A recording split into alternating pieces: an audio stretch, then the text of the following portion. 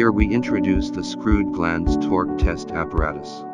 It is used to evaluate the reliability of fixing objects fixed with metal and plastic screw glands. Apply a certain torque to the gland according to the standard. Neither the gland nor its connecting parts can be damaged. Select a proper metal mandrel according to the inner diameter of the screwed gland part. If the inner diameter of the metal screwed gland is 25.5 mm, the metal mandrel of 25 mm should be selected.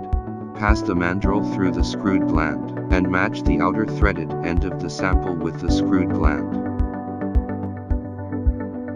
Then fix the outer threaded end of the sample on the heavy-duty bench vise.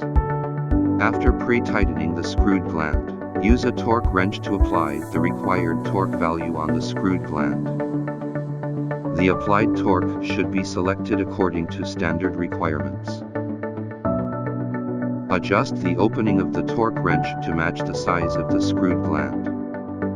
The display value on torque wrench should be cleared before test. Rotate the screwed gland by the torque wrench until the required torque value is reached.